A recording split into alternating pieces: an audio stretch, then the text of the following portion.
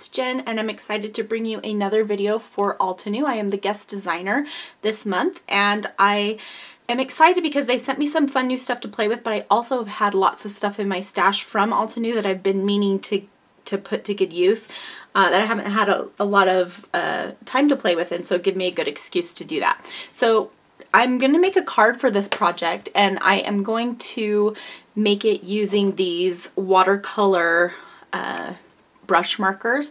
It's a different medium for me, so I wasn't sure that I would know how to use it or what to do, but I feel like this card that I'm going to make today is a great technique to use with these kind of brushes especially. I think it's easier than doing it with a regular paintbrush possibly, so or at least you get more vibrant color. So I'm using those. I've got some white paint in a fine line bottle, which is fun, and then I've got a couple of stamp sets. I'm going to use the neighborhood stamp set, which I've used in a past video, which I'll link to at the end, but I'm just going to use this little house right here, and I'm going to use the hugs from the sentiment and quote stamp set. And basically what I'm wanting to do is kind of create a little winter scene. So I'm going to make this house into a little log cabin. So I've got my watercolor paper here. I've got some sticky notes, and these are the kind that are sticky on the whole thing. And I'm going to use that to mask things off. I'm also going to use some washi tape, and I'm going to tape this down to this. I don't have a nice board, so I have this really thick chipboard, but if you had a board, you could use that as well, and that's just going to help keep the watercolor paper flat while we paint. So I am going to get this taped down. Okay, so I'm just using some washi tape to tape this down, and I kind of want a large white border on my piece, and so I am taping it so that it is just slightly less than the width of the washi tape, and the washi tape is about 1/2 inch, so I'm just leaving about not a quarter of an inch, like 1/8 of an inch off the sides, and then taping the rest. And then I taped off the bottom where I want kind of the horizon line to be, and I also put some post-it tape where I am going to, that's going to be the snow area, and I don't want anything to get in the way of the snow. After I put those post-its on, I remembered that I wanted to mask off my log cabin looking house, and if you noticed, I stamped that, but then I stamped it off a few times before I stamped it on the background, because really I just want a very, very light look for that house, because I'm going to paint over it, and I don't want to be able to see the lines of the stamp really. So what I'm doing here for the background is I got the entire background wet, and then I used my dusk paint pen or whatever, and I put a bunch of color at the top, and then I'm just taking a clean wet brush and brushing the bottom where the paint is falling, and it kind of drags the paint down. And then I added a little bit more of this lighter blue, and I'm just kind of blending it in and letting it drip a little bit, and I'm just kind of letting the paint do its work. The less you kind of touch this, the better it is. I kind of feel like I have a hard time not touching it, but I'm trying.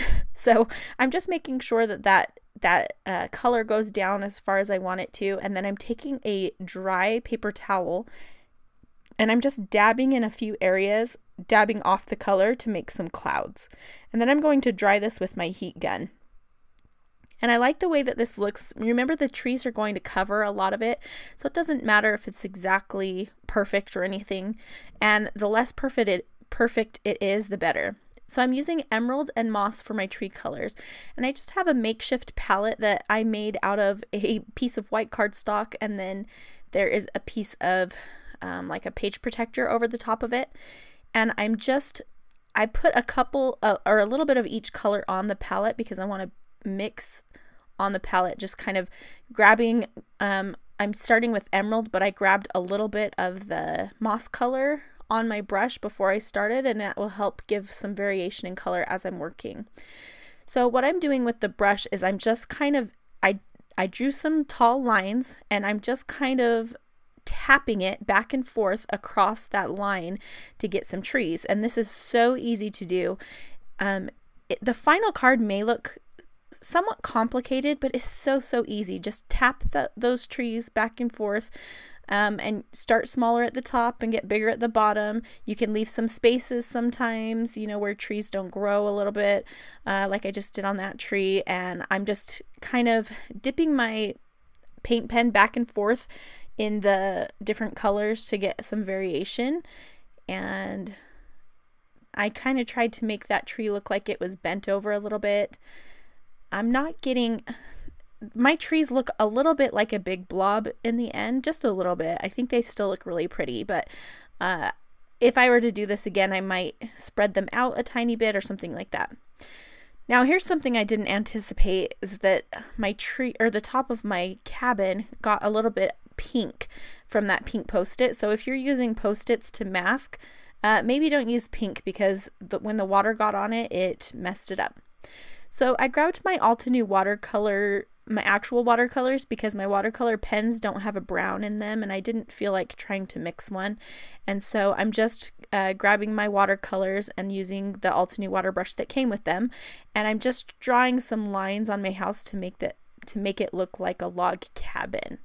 And it's really simple to do. And then I'm drawing some, like I'm taking a bit of a darker color and I'm darkening up the lines around the roof and on the edge of the house, just to make it stand out a little bit more. And I also went around the window slightly. And then I'm adding some color inside the window with just some yellow.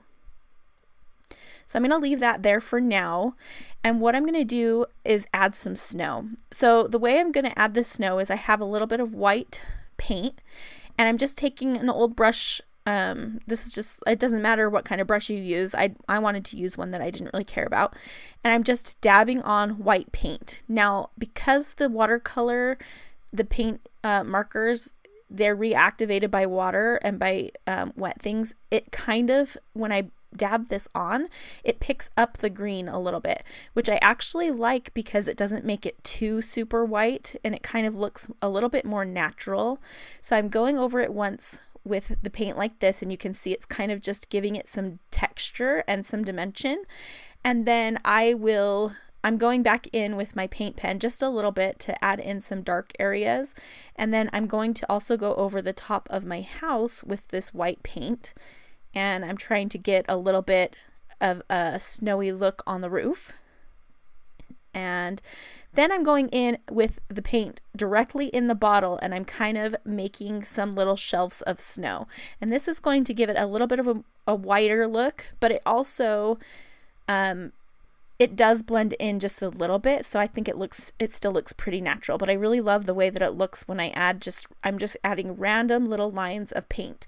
And you just kind of have to play around with your paint bottle. I kind of just got a feel for how much would come out when I squeezed it. And I also used it to help me draw more detailed lines on top of the roof of the house, as you saw. So what I'm going to do next is I'm going to take some water on my acrylic block and just some of that paint and just kind of flick it on. And I learned this trick from Christina Werner, and that's going to be some snow for me. I really like the way that ends up looking, and I'm going to do a little bit more. I'm drying that with my heat gun because I want to add some more, but I want it to be dry first. So I'm just impatiently drying that up with my Ranger heat gun. Sorry for the focus going in and out. Now I'm going to flick on a little bit more snow.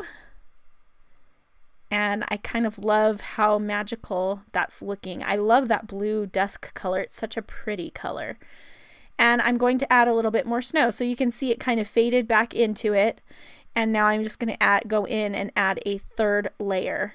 And that way, this is where I'm going to get kind of my little highlights. So I'm not doing quite as much. But I really love the way this looks. And it's so easy to do with this little paint. The paint in the fine line bottle is so fun. So again, drying that up.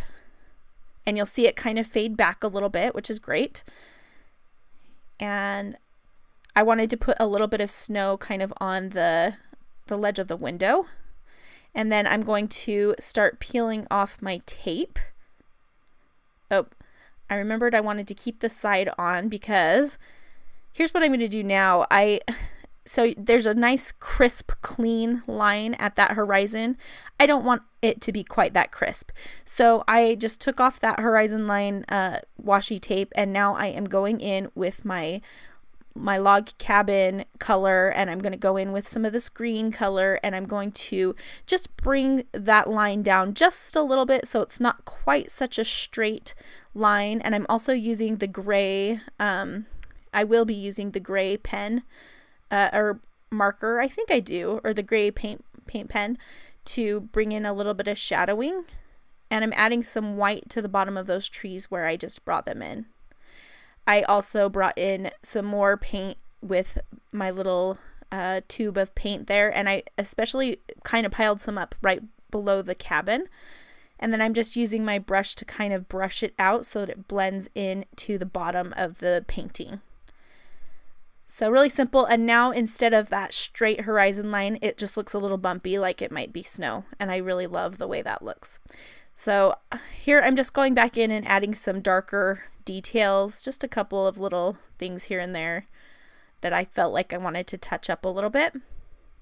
And again, heating it, because after this I'm going to put my sentiment on, and I don't want the painting to be wet at all. When I put on my sentiment, I don't want to be smudging it with my wrist or anything like that while I'm doing it, because I don't want to ruin it. This took me a while to paint. Not too long. I mean, it went fairly fast, as you can see. I mean, this is sped up, but still it didn't take that long. And now I am ready to peel off the rest of my tape. Now, if you get any paint or any little marks anywhere, I love that mono sand eraser from Tombow. It just kind of takes off the first layer of paper, and you can fix up any little mistakes that you've made. So I'm going to use that Hugs sentiment, and what I want to do is have my title be Winter Hugs, and I'm just going to write out the winter. So you could use this for any time throughout winter, this card, or you could make it into a Christmas card if you wanted. I think it'd be cute to put lights on the trees or on the cabin and make this into a Christmas card, but I love the way that it looks just as a winter card. So I'm just stamping with some black ink, and then I'm going to write the word winter. I kind of wished I had written the word winter first, but I knew where I wanted the word hugs to end, so I did that first, and now I'm going to write the word winter. So I kind of want it to be straight. I'm just making sure it is. I'm drawing myself a line so that I can write the word winter straight. And then I left too much space, and it's going to drive me crazy. I was so upset with myself that I left that much space. So between the word winter and hugs, there's just a little too much space. So I thought, let's put a little heart at the end of the R, make it look intentional. So I found a tiny little black heart, and I'm going to put that at the end. And I feel like that makes it feel a lot better. Although I feel like you could, if you were planned it a little bit better than I did, you definitely wouldn't have had to put that little heart on there. So I'm taking a white Posca paint pen, and I'm going back over the lines on top of the roof of the cabin just to make them a little bit more bright white. The white is coming down a little bit into the cabin, and then I felt like it was missing something, and I realized it needed a chimney. There's got to be a fire in that cabin, so I just added a dark chimney with the watercolors, and then I'm adding some smoke just by kind of tapping in some gray lightly and coming up from the chimney, and I think that ended up looking cute. And then I'm putting a tiny bit of white paint on top of the chimney so it looks like it also got a little bit of snow. And there is the chimney. So I think that looks really cute. And I'm going to glue that heart down a little bit better. It felt like it was coming up a little bit, so I'm just going to glue it down. There we go. And now my card is nearly finished. So what I'm going to do is just trim off a little bit on the sides so that I can mount this on a 4 1/4 by 5 1/2 card. And I made the card out of the same watercolor paper that I used for the background. And that is, I believe I used Canson 140 pound cold press watercolor paper. I'm popping the whole thing up on some white foam, and I'm putting that a huge panel of it right behind the whole card front. And then I'm going to put some liquid adhesive and glue that down to my background. I'm just spreading the liquid adhesive. Sorry, the color on my camera keeps changing because of the white. The white balance was off. Anyway, after I put this onto my background, I'm just going to set a heavy block on top of it for it to dry, and that finishes the card. I hope that you've enjoyed. I hope that you give something like this a try. It really is super easy, and I know that you could do it if you wanted to try that. So thanks so much for watching. I'm glad to be an Altenew guest designer, and be sure to head over to altenew.com for more. Thanks so much for watching, and we'll see you again soon.